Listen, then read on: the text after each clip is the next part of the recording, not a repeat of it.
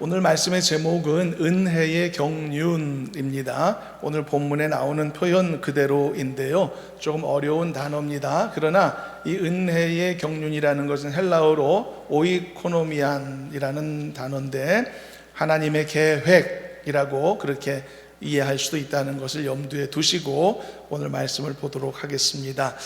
자신의 인생의 의미를 알면서 사는 사람은 행복한 사람입니다. 이 세상에서 살아야 될 의미, 자기 이유, 이런 것들을 발견하고 뚜렷한 목표와 보람을 인생 앞에 세우고 살아가는 사람은 기쁘고 즐거울 겁니다. 자신의 삶의 이유를 스스로 깨닫는 일들은 신자든 불신자든 관계없이 누구에게도 주어질 수 있는 일입니다.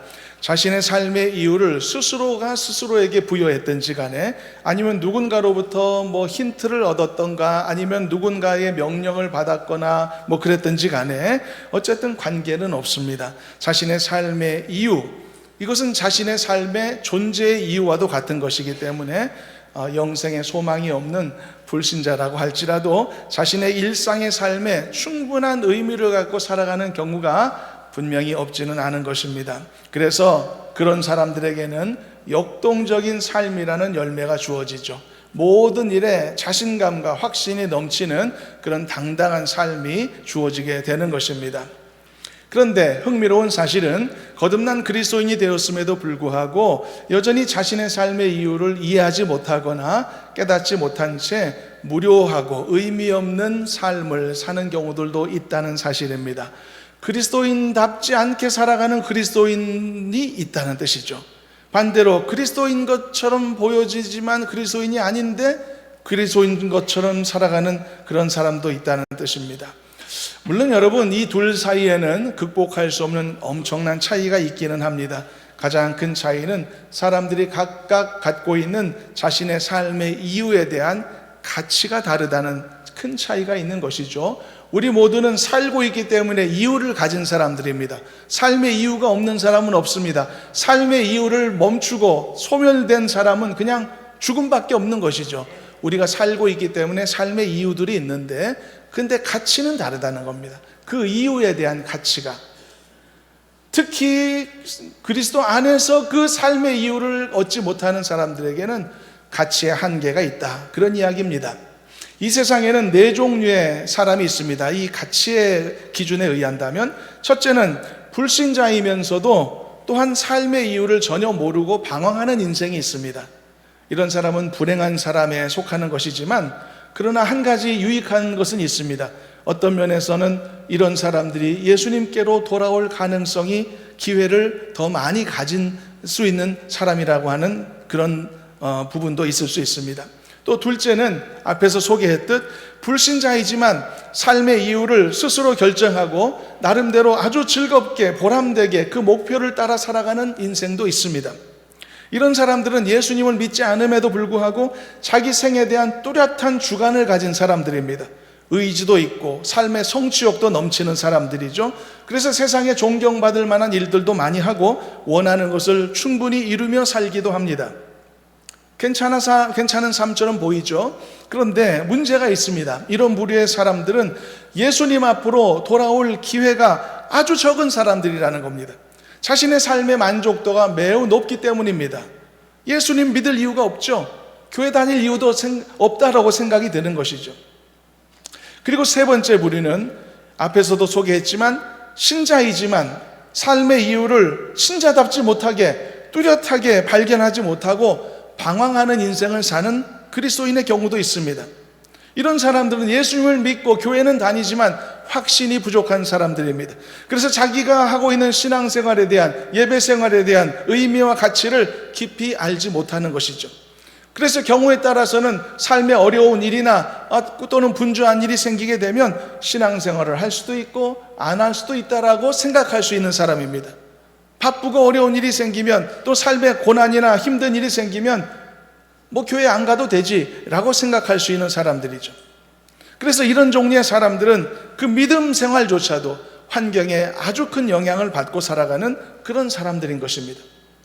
나는 어느 부류의 사람일까 한번 돌아보실 수 있길 바랍니다. 그리고 마지막 네 번째는 신실한 신자이면서도 동시에 하나님이 알게 하신 삶의 이유를 풍성히 이해하고 깨닫고 사는 사람을 또 말할 수 있습니다. 이런 사람들은 하나님의 영광을 위해 큰 일을 할 수 있도록 준비된 사람이라고도 말할 수 있을 것입니다. 불신자들 중에서도 자신의 삶의 이유를 정하고 아주 힘있게 달려가는 사람들은 비록 그 목표가 가치가 낮은 것일지라도 썩어질 세상의 것을 위한 것으로 달려가는 사람일지라도 스스로 자신의 인생을 삶에는 문제가 없어 보입니다. 기쁨이 넘치고 큰 확신을 주는 것이 사실인 것이죠. 보람도 있고 말이죠. 그렇다면 이런 인생에게는 얼만큼의 가치를 부여할 수 있을까? 이런 질문을 해볼 수 있을 겁니다. 예를 들자면 예수님 없이도 잘 살고 존경받고 살고 보람이 넘치는 삶을 사는 행복한 인생 같은 경우 얼만큼의 가치를 부여해야 옳을까라고 하는 것입니다.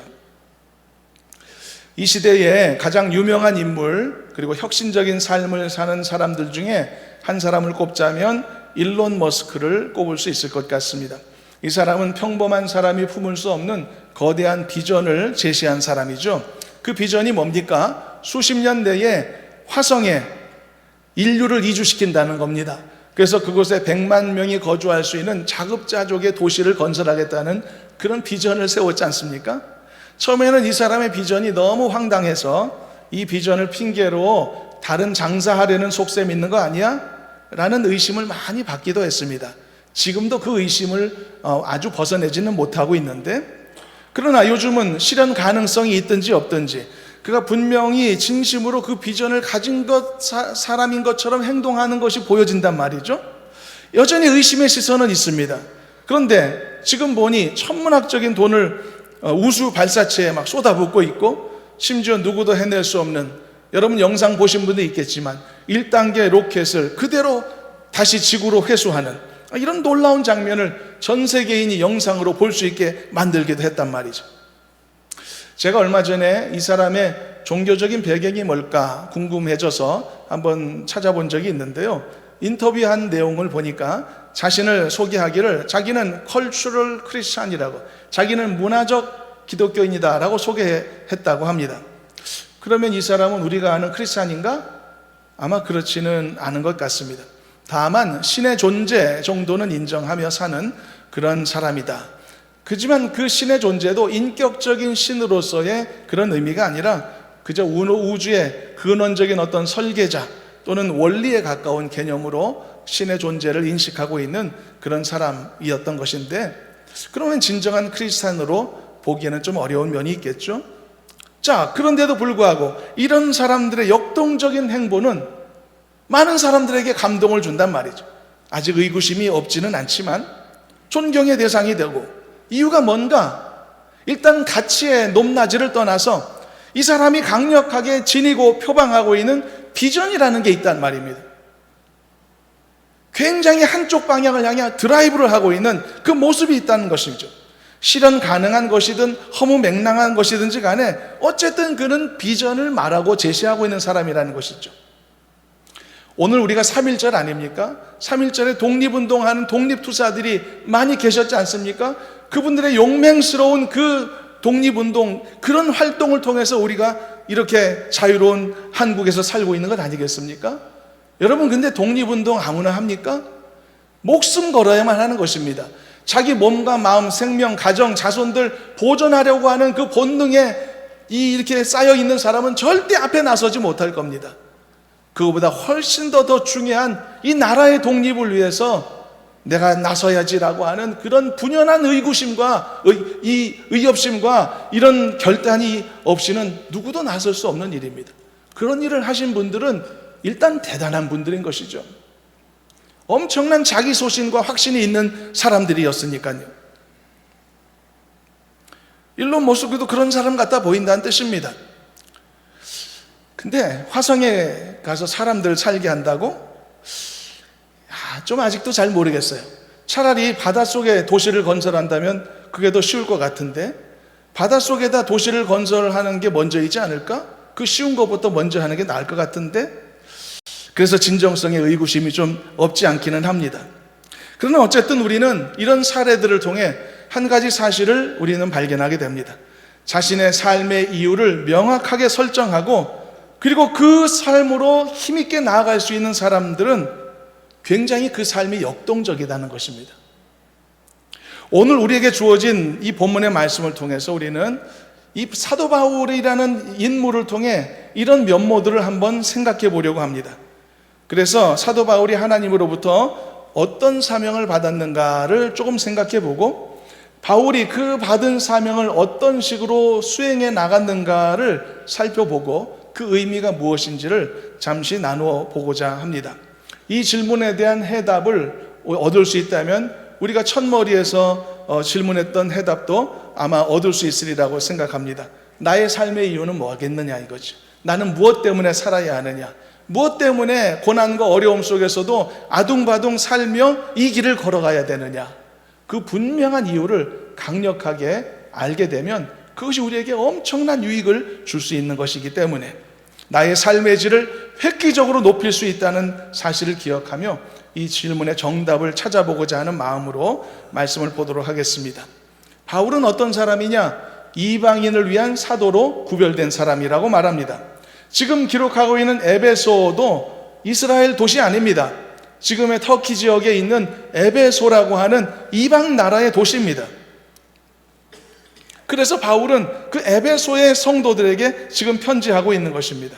그러면서 자기의 신분, 자기의 직분에 대해 아주 거리낌 없이 말하게 되었죠.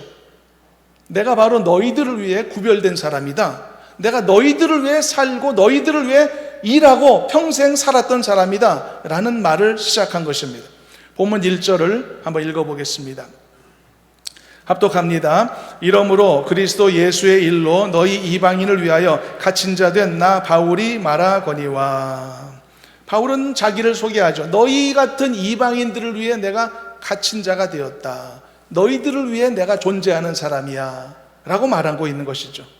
그리고 실제로 바울이 어떤 사역을 하며 어떤 인생을 걸었는지 더 명확한 사실로서 다음 2절 말씀에 더 뚜렷이 드러나고 있는데 2절도 읽어보도록 하겠습니다. 합독합니다. 너희를 위하여 내게 주신 하나님의 그 은혜의 경륜을 너희가 들었을 터이라.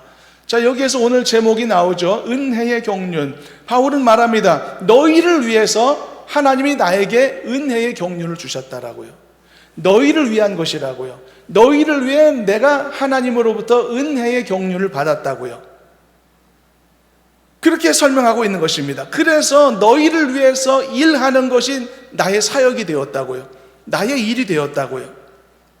자기의 존재, 자기의 사역의 목적과 방향성에 대해 완벽한 이해가 있었던 것입니다.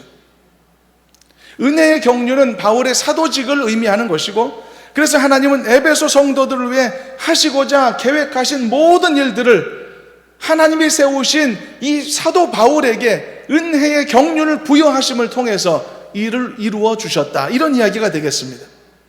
이렇게 바울은 사역자로서 자신의 정체성을 강하게 인식하고 있었다는 뜻입니다. 그리고 알고 있었다는 겁니다. 내가 사는 이유가, 내가 이 자리에 있는 이유가 이것 때문이라고 명확하게 말할 수 있게 있는 사람이었다는 것입니다. 강력한 자기 존재의 이유. 여러분, 이게 얼마나 놀라운 일인지 아십니까? 여러분들은 충분히 여러분들의 존재의 이유와 목적을 설명하실 수 있나요? 지금 당장 내가 왜 살고 있는지, 내가 왜 먹고 살고 있는지, 내가 왜 이 가정을 돌보고 있는지, 내가 왜 이 직분 속에 있는지 여러분들은 분명한 답을 흔쾌히 내어놓으실 수 있나요? 이 답을 할 수 있는 사람은 복된 사람인 것입니다. 많은 사람들이 삶을 살아가며 고달프고 힘든 인생 속에서 이 질문에 대한 회의감을 갖기도 하지 않습니까? 빈둥지 증후군 뭐 그런 거 있지 않습니까? 열심히 가정을 섬기면서 살았는데 자식들은 다 떠나가고, 남편 한 사람 남았는데 남편하고도 대면대면하고, 그러니 내가 이 땅에서 내가 지금까지 노력하고 수고한 것이 무엇 때문이었느냐, 회의감이 몰려오고 인생이 흔들거리고 내가 왜 존재하는지에 대한 확고한 신념이 없고 분명한 확신이 없을 때 어느 순간에 이런 흔들거림이 우리 모두에게 있을 수 있단 말이죠. 그러니 여러분, 이 분명한 확고한 확신이 얼마나 인생에게 중요한 일입니까? 바울은 강력한 확신 속에 있었던 거죠. 그래서 바울은 이방인을 구별하기 위한 구별된 사도로서 살았던 것이고, 그리고 이 에베소 성도들은 바로 그 혜택 속에서 구원의 복음을 듣게 되었던 것입니다. 바로 이것이 하나님이 바울에게 주신 은혜의 경륜이라고 하는 말씀 속에 들어있는 내용인 것입니다. 그래서요, 바울에게 있어서 은혜의 경륜은 다른 말로 표현하면 내가 살아가는 이유인 것입니다. 바울에게 있어서 은혜의 경륜은 내가 존재해야 되는 이유가 되는 것입니다. 얼마나 중요한 일입니까? 그렇다면 우리에게 주신 은혜의 경륜은 무엇이겠냐는 것이죠. 이 질문과 도전을 나누고 있는 것입니다. 내가 살아야 되는 이유는 뭐죠? 내가 어려움 속에서도 이 어려움을 돌파하고 인내하며 이겨야 되는 이유가 뭐죠? 내가 인생을 포기하지 말아야 되는 이유가 어디에 있죠? 이거 알아야 되지 않습니까? 이 중요한 질문을. 바울에게 부여된 은혜의 경륜이 어떻게 성취되었는가 조금 더 보겠습니다. 이번엔 6절 말씀을 읽어봅니다. 6절 읽어봅니다. 이는 이방인들이 복음으로 말미암아 그리스도 예수 안에서 함께 상속자가 되고 함께 지체가 되고 함께 약속에 참여하는 자가 됨이라. 이제 사역의 내용을 말하는 겁니다. 바울이 섬기는의 그 내용이 뭐냐? 그것은 유대인과 그리고 이방인들 사이에 차별 없이 예수님 앞에 서게 되는 바로 그것이 사도 바울의 사역이었다, 그런 이야기였습니다. 근데 이게 굉장히 어려운 그리고 터무니없는 그런 사역이기도 했습니다.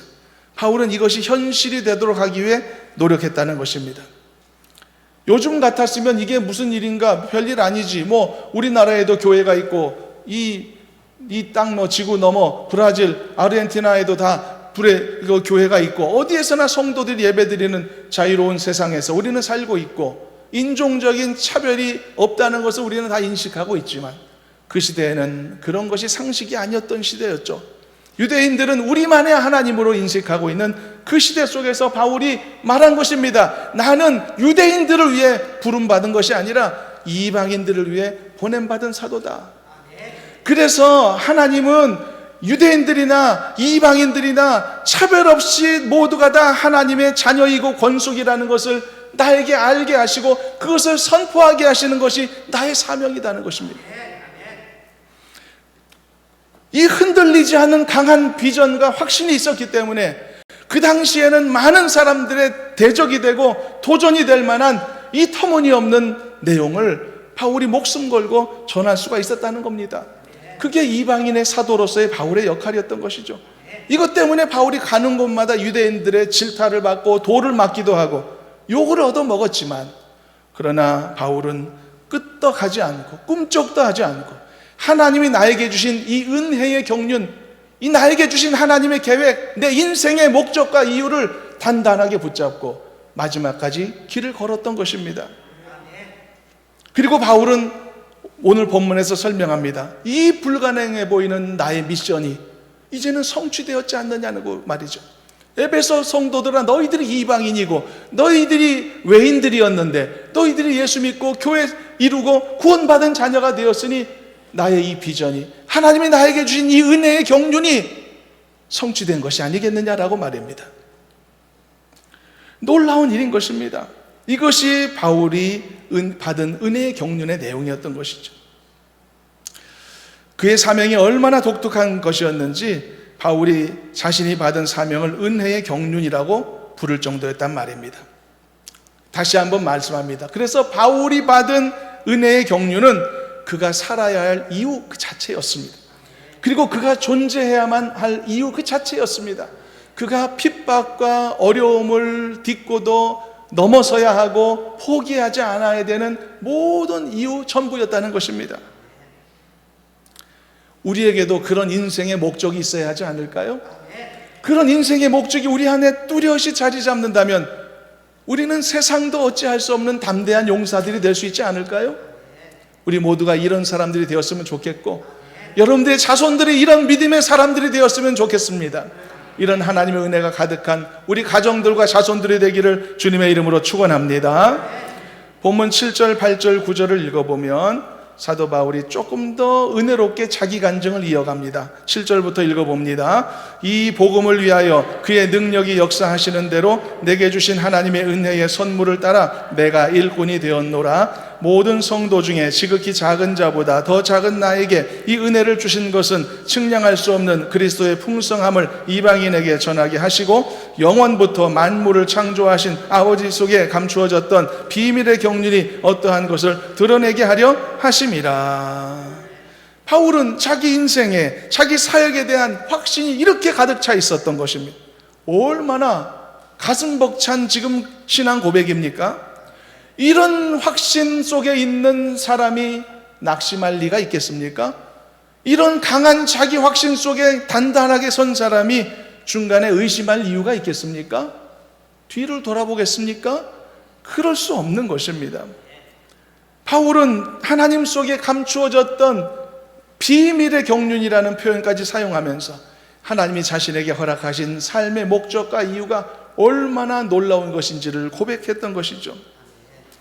이 정도 자기 확신이 바울에게 있었기 때문에 생명도 아까워하지 않고 목숨을 구걸하지 않으면서 마지막까지 이 사명을 이룰 수 있었다라고 우리가 이해해 볼 수 있는 것이겠죠.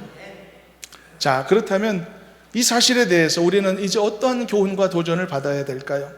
첫머리에서 말씀했던 그 질문으로 다시 넘어가겠습니다. 바울은 자신의 인생의 의미와 삶의 이유를 누구보다도 명확히 알았다고 했죠. 우리는 바울의 모든 인생의 면모들을 바로 이 부분에서 다 해석하고 설명해낼 수가 있는 겁니다. 바울이 왜 자신에게 있는 이 많은 지식과 지혜를 과감하게 버릴 수 있었을까? 바울이 왜 그 귀한 로마의 시민권, 돈 주고도 살 수 없는 그 권리를 왜 포기할 수 있었을까? 왜 바울은 자신보다도 미련하고 못난 사람들이 자기를 공격하고 조롱하는 그런 굴욕을 당하면서도 이 믿음의 길을 포기하지 않았을까? 바울은 왜 죄 없이 감옥에 갇히면서도 그 안에서 찬송하며 하나님 앞에 감사할 수 있었을까? 왜 남들이 아무도 동의해 주지 않고 이상하게 여기는 이 터무니없는 일을 자기 평생의 사명으로 알고 왜 흔들리지 않고 마지막까지 갈 수 있었을까? 이 모든 궁금증에 대한 질문에 대한 해답은 하나로 말할 수는 없겠지만 오늘 살펴보고 있는 말씀의 주제와 관련해서는 한 가지로 말할 수 있습니다. 왜냐하면 바울에게는 엄청난 확신이 있었기 때문입니다. 단단한 견고한 확고한 신념이 있었기 때문인 것입니다. 그 신념은 누가 만들어냈냐? 스스로 만들어냈냐? 아니라는 겁니다. 세상에는 그 신념을 스스로 만들어낸 사람도 있다고 말씀하지 않았습니까? 일론 머스크 같은 사람들 또는 히틀러 같이 자기의 어떤 악한 신념을 악하게 드러내고 세상에 펼쳤던 사람들도 있는 것이고요. 그러나 바울이 가진 이 강력한 신념은 스스로 만들어낸 것이 아니라 누가 주셨다고요? 하나님의 은혜의 경륜에 따라 바울에게 주셨단 말입니다. 그래서 그 강력한 신념과 확고한 자세를 가지고서 평생 흔들리지 않고 고난을 뚫고서 마지막 인생의 승리의 지점까지 이르게 되었다는 그런 이야기가 아니겠습니까? 1절을 보면 바울은 설명했죠. 나는 이방인들을 위해 갇힌 자 되었다고요. 너희들을 위해 갇힌 자 되었다고요. 이게 엄청난 고백 아닙니까? 나는 너희들을 위해 사는 사람이야 라고 누가 말해도 그것만으로도 은혜가 넘칠걸요? 우리가 서로 남녀 사이에도 난 당신을 위해 살아 그 말을 말해도 막 상대방이 막 감격할 거예요. 근데 지금 바울은 뭐랍니까? 내가 너희들을 위해 살고 있어 정도의 수준이 아니라 내가 너희들을 위해 감옥에 갇혀있는 사람이 됐어라고 말이죠. 내가 너희들을 위해 내가 고난도 감내하고 있는 사람이야. 내가 너희들을 위해 내가 생명까지도 바칠 정도로 내가 고난 앞에서도 꿈쩍도 하지 않을 사람이야 라고 말하고 있는 것이니까 얼마나 감격스러운 고백입니까? 이런 강력한 신념, 강력한 확신, 바로 이것이 사도 바울을 평생토록 이끌었던 그런 놀라운 하나님의 사역의 열매들이었다는 이야기인 것이죠.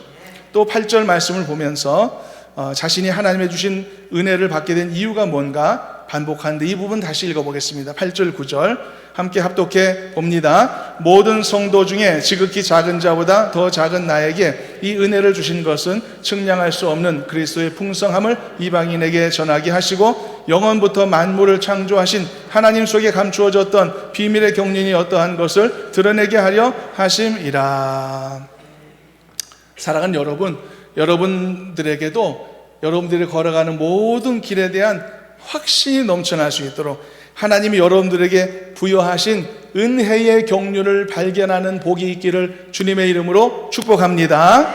그래서 더 많은 인생의 깨달음과 더 많은 견고함 속에 살아가는 행복자들이 되셨으면 좋겠습니다. 인생의 목적을 발견하십시오. 여러분들의 자손들에게도 이런 축복이 있기를 기도하시길 바랍니다. 나의 삶의 비전이 무엇인가?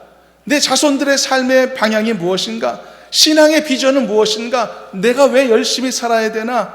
조금도 뒤돌아볼 필요도 없이, 의심할 이유조차도 없이 여러분들의 인생의 발걸음이 항상 확신으로 넘쳐났으면 좋겠습니다. 내가 이 일을 위해서 살고 있어 라고 답할 수 있는 사람, 내가 이 일을 위해서 섬기고 있지, 내가 이 일을 위해서 열심히 노력하고 있어 라고 당당하게 말할 수 있는 사람이 다 되었으면 좋겠습니다. 내가 삶을 사는 이유다, 내가 살아야 되는 이유고, 내가 반드시 이 어려움에서 승리해야 되는 이유와 목적이다라고 말할 수 있으면 얼마나 감사하겠습니까? 구약 성경에 보면 에스더 왕비가 있습니다. 에스더 왕비가 자신의 민족 이스라엘 백성을 살리기 위해 자신의 목숨을 걸고 왕을 찾아가 간청했던 이야기가 나오고 있죠. 어떻게 그런 일이, 그 담대함이 어디서 나왔을 것 같습니까? 그 이유는요, 자기가 이스라엘이라는 혈통임에도 불구하고 거대한 제국 페르시아의 왕비가 되었단 말이죠. 여러분, 에스더 왕비는 이스라엘 왕비 아닙니다. 여러분, 에스더는 페르시아의 왕비였었습니다. 이방 나라의 왕비. 페르시아가 지금 어느 나라죠? 이란이라는 나라입니다. 여러분, 오늘 아침 어제 저녁 뉴스에 보니까 미국과 이란이 전쟁이 시작됐다고 합니다. 서로 폭격하고 있고, 그 이란이 옛날 페르시아입니다. 에스더는 이 페르시아의 왕비였단 말이죠. 그런 여러분, 이방 나라의 왕비로서 살아가는 게 행복했을까? 아니었을 것 같습니다. 내가 왜 여기에 있지? 내가 왜 여기에서 이루고 있지? 나의 삶의 이유는, 목적은 뭐지? 엄청난 회의와 방황이 있었을 것 같습니다. 그런데 어느 순간 에스더가 깨달았던 겁니다. 내가 왕비가 되어서 이 자리에 있었던 것이 이때를 위함이 아니었는가? 이때를 위함은 무엇입니까? 그래도 왕비라는 권세가 있었기 때문에 왕을 만날 수 있었고, 그 페르시아의 왕을 만남을 통해서 억울하게 살육을 당할 뻔한 이스라엘 자기 민족을 구원할 수 있는 기회를 가질 수 있었단 말이죠. 그래서 에스더 왕비는 목숨을 걸고 그 일을 감행했고 결국은 성공을 이루었던 것이 아니겠습니까? 에스더도 그렇습니다. 자기의 인생의 목적과 의미를 깨닫지 못했을 때는 수많은 번민 속에 살아갔겠죠. 내가 여기서 뭐 하고 있지? 그렇지만 하나님께서 그 은혜의 경륜을 에스더에게 보여주심을 통해서 그의 인생의 목적이 무엇인지, 왜 그가 거기에 있어야 되는지를 깨닫게 하셨을 때 에스더는 생명도 아까워하지 않는 담대함을 취할 수 있었고, 그리고 한 민족을 살려내는 엄청난 위대한 일을 할 수 있게 되었다는 것이 아니겠습니까? 은혜의 경륜을 발견하는 게 이렇게 놀라운 일입니다. 저와 여러분들에게도 이런 은혜가 있기를 바랍니다. 은혜의 경륜이 여러분들에게 주어지기를 주님의 이름으로 축원합니다. 하나님의 인생의 계획이 여러분들에게 뚜렷이 보여질 수 있기를 주님의 이름으로 축원합니다. 이 축복이 여러분 자신에게뿐만 아니라 여러분들의 자손들에게까지 이어지기를 바랍니다. 우리 자녀들이 세상에서 방황하지 않기를 원합니다. 인생의 목적을 뚜렷이 찾기를 원하고, 이 시간적으로 삶으로 방황하지 않고 하나님의 목적을 위해서 힘있게 나아가는 자손들이 되었으면 좋겠습니다. 여러분들도 마찬가지입니다. 여러분들도 남은 인생, 살아온 인생보다 적다고 남은 인생이 가치 없는 것 아니지 않겠습니까? 여러분들의 남은 삶을 살아가면서 하나님 왜 나를 살게 하시는가? 하나님 왜 나에게 아직까지도 생명을 주시고 이 땅에 삶을 주시는가? 뚜렷한 이유를 더 확실하게 발견하실 수 있기를 바라고, 그 목적에 따라서 지금보다 훨씬 더 보람있고 훨씬 더 기쁨이 넘치는 은혜로운 삶이 되어지면 좋겠습니다. 이것이 오늘 말씀의 목적입니다. 그리고 우리가 받아야 될 도전이었습니다. 저와 여러분들 더 하나님의 뜻에 맞춰 강력한 확신 속에 은혜의 경륜을 따라 하나님의 뜻을 이루며 살아가는 축복된 행복자의 그리스도인의 삶이 되기를 주님의 이름으로 축원합니다. 아버지 감사합니다. 우리에게 생명을 주시고 삶의 기회를 주셨고 그것이 우리에게 놀라운 은혜 되게 하여 주신 것을 감사합니다. 우리가 더 깊이 깨달아 준비되어질 수 있도록 도와주셔서 하나님의 기뻐하시는 뜻을 더 담대하게 이루어가는 우리의 삶이 되게 해 주시옵소서. 예수님의 이름으로 기도하옵나이다. 아멘.